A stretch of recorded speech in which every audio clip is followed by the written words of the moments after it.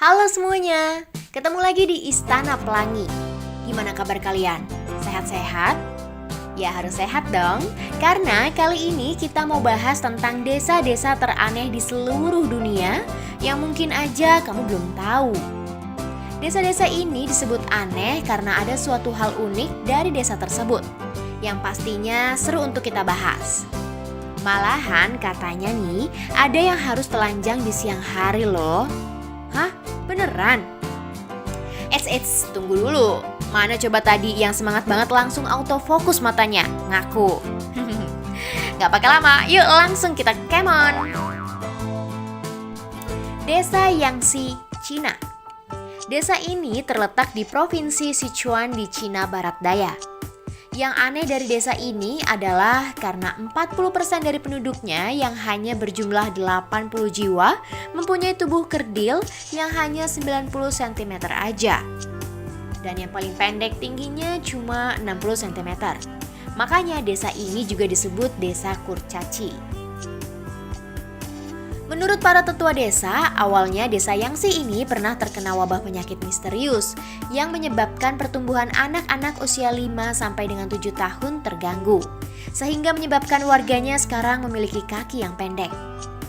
Ada juga cerita versi lainnya, yang bermula ketika mereka menemukan kura-kura berwarna hitam dengan kaki yang aneh. Awalnya penduduk desa ragu, tapi karena keputusan banyak orang, akhirnya diputuskan untuk memasak dan memakan kura-kura tersebut pada suatu acara besar di desa. Jadi, ketika muncul penyakit yang menyebabkan mereka kerdil, sebagian dari mereka percaya itu adalah kutukan atas pembunuhan kura-kura tersebut yang berimbas kepada anak-anak di desa Yangsi. Tapi terlepas dari banyaknya cerita yang beredar, pemerintah Cina tidak pernah menjelaskan secara detail dan ilmiah apa yang menjadi penyebabnya. Malahan nih guys, meskipun desa ini sangat unik dan menarik untuk dijadikan objek wisata, pemerintah Cina tidak memperbolehkan orang asing untuk memasuki desa Yangsi, alias dilarang. Misterius ya. Desa Nagoro, Jepang. Kita semua tahu kan kalau sebuah desa biasanya hanya akan dihuni oleh manusia. Tapi hal itu nggak berlaku bagi desa Nagoro ini. Loh kok gitu? Ya karena semua penduduk di desa ini adalah boneka. Apa? Beneran? Yap, desa yang terletak di pedalaman Pulau Shikoku, Jepang ini dihuni oleh ratusan boneka-boneka yang mirip dengan orang-orangan gitu. Sangat unik dan aneh. Sedikit bikin merinding juga ya liatnya. Jadi ceritanya nih teman-teman, dulu itu desa ini ya sama kayak desa lainnya. Ada penduduk asli. Tapi sejak selesai Perang Dunia, banyak anak muda penduduk desa Nagoro memutuskan buat pergi ke kota untuk nyari pekerjaan yang lebih baik dan gak pernah balik-balik lagi. Sampai akhirnya ada seorang anak rantauan bernama Ayano yang memutuskan untuk kembali ke desanya untuk ngerawat ayahnya yang sudah tua. Ayano juga kaget melihat kondisi desanya yang sepi dan cuma tersisa beberapa puluh orang saja. Sampai ketika ayahnya meninggal, Ayano mulai dapat ide untuk buat boneka-boneka sampai terkumpul sekitar 350 boneka di desa Nagoro yang dibuat mirip dengan penduduk desa. Ayano meletakkan boneka-boneka itu persis seperti saat penduduk desa masih di sana.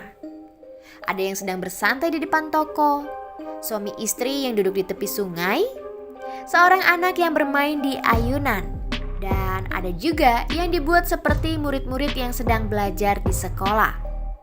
Dan masih banyak lagi. Hal ini untuk mengenang orang-orang yang disayangi yang sudah pergi dari desa. Jadi gimana nih teman-teman? Ada yang tertarik berkunjung ke desa Nagoro? Kalau Mimin sih kapan-kapan aja deh. Desa Hogwey di Belanda. Ya berbeda dengan desa Nagoro yang semua penduduknya adalah boneka.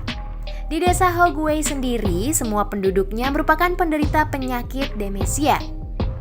Kalau dilihat sekilas mungkin gak ada yang aneh ya. Tapi di desa Hogwey merupakan desa buatan yang dirancang untuk panti jompo yang secara keseluruhan adalah penderita demensia parah. Kamu begitu dengar panti jompo pasti langsung gimana gitu kan? Gak usah sedih, karena desa Hogway ini beda sama panti jompo yang kita lihat biasanya, yang kesannya menjemukan alias ngebosenin. Karena Hogway berupaya sebaik mungkin untuk menciptakan kehidupan masyarakat yang layak huni bagi orang-orang yang gak berdaya ini. Mereka memiliki teater, toko kelontong, kantor pos, taman, bahkan klub. Setiap penjaga toko, pelayan, atau pembantu rumah tangga merupakan karyawan Hogway yang memainkan peran mereka masing-masing dalam gaya seperti Truman Show.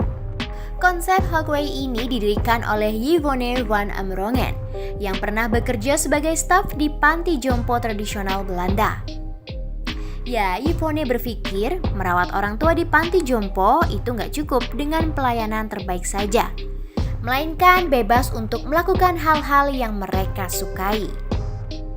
Ya, walau sempat menuai kritik pada awalnya karena dianggap menipu dan memanipulasi para penduduk, tapi tidak sedikit juga yang mendukung konsep ini. Bahkan, penduduknya juga tidak merasa keberatan. Karena di Hogway, penduduk lebih sedikit mengkonsumsi obat-obatan, makan dengan lebih baik, hidup lebih lama, dan tampak lebih bahagia jika dibandingkan dengan lansia lainnya yang berada di fasilitas perawatan lansia pada umumnya. Gimana teman-teman? Kalian setuju nggak kalau Indonesia juga punya tempat dengan konsep kayak gini?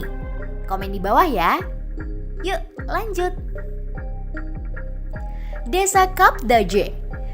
Sampai juga kita di sini. Yang dari tadi tunggu-tunggu sama teman-teman kita, yang langsung autofokus tadi, ayo siapa ngaku? Ya, karena arti dari desa Kapdaje adalah desa bugil. OMG. Ya, wilayah yang bernama lengkap Village Naturist Kapdaje ini memang sudah jadi pusat kaum nudis sejak 1960-an. Bahkan para pengelola atau penduduk desa nggak akan mengizinkan wisatawan yang datang, tapi tetap ingin mengenakan busana. Jadi buat kamu yang pengen kesana tapi nggak mau bertelanjang ria, siap-siap aja ya.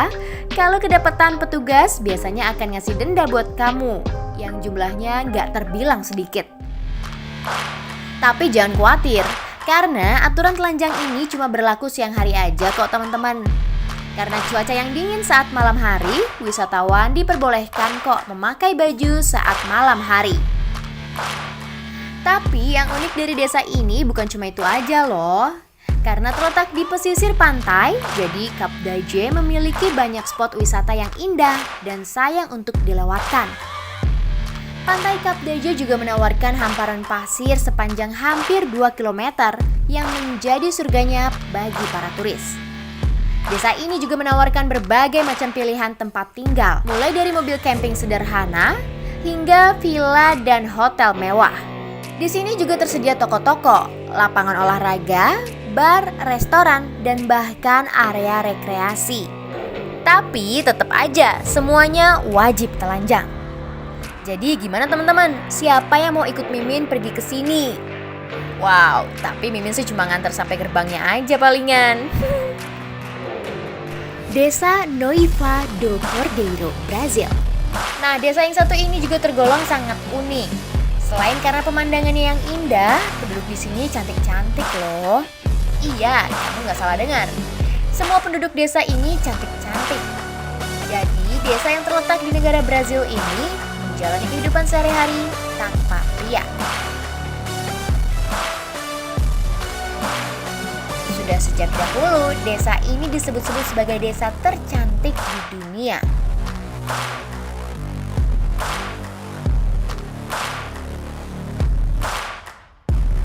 Kehidupan di desa ini sudah terbentuk sejak tahun 1890-an.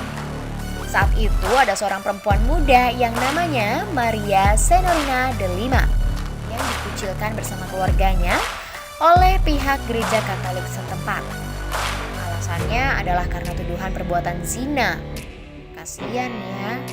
Nah, dengan kata lain, yang mendirikan desa khusus wanita Noiva do Cordeiro adalah Maria Senorina de Lima setelah meninggalkan seorang laki-laki yang terpaksa dinikahinya. Nah, sejak saat itu desa ini hanya dihuni oleh kaum wanita. Sebenarnya para penduduk di desa ini memiliki keluarga, bahkan sudah ada yang bersuami dan memiliki anak lelaki. Namun, ada peraturan khusus di desa ini, yakni hanya wanita saja yang bisa berkuasa di Noiva do Cordeiro. Mereka memang punya keluarga, tapi tidak hidup bersama-sama setiap hari. Pria yang mempersunting wanita setempat tidak diberi izin tinggal di sana. Para suami harus bekerja jauh dari desa dan hanya diizinkan kembali ke rumah pada saat akhir pekan. Terlepas dari keunikan dan keindahannya, apa yang mereka kerjakan sehari-hari di desa? Ya, sebagian besar wanita di desa Noiva do Cordeiro bekerja di bidang pertanian. Mereka berkebun, beternak, dan membuat pakaian. Para wanita tersebut adalah pekerja keras. Mereka bertanggung jawab untuk segala aspek kehidupan yang dijalani, mulai dari sistem perkebunan, perencanaan kota, hingga acara keagamaan. Hidup berdampingan sehari-hari dengan sesamanya, para wanita tangguh di desa Noiva do Cordeiro tidak lantas bersaing satu sama lain. Bagaimana menurutmu kehidupan di Noiva do Cordeiro? Apakah ada niat berkunjung ke sana suatu hari nanti? Wow, unik-unik banget ya teman-teman. Ya, bahkan ada yang jatuhnya jadi aneh. Kira-kira dari daftar desa-desa tadi, mana nih yang pengen kamu kunjungi suatu hari nanti? Coba share di kolom komentar ya. Jika kamu suka dengan konten video kali ini, jangan lupa untuk like, subscribe juga agar kamu gak ketinggalan info menarik dan terupdate dari kita. Share juga ke teman kamu sebanyak-banyaknya agar lebih bermanfaat. Thanks for watching and see you on next video. Bye-bye!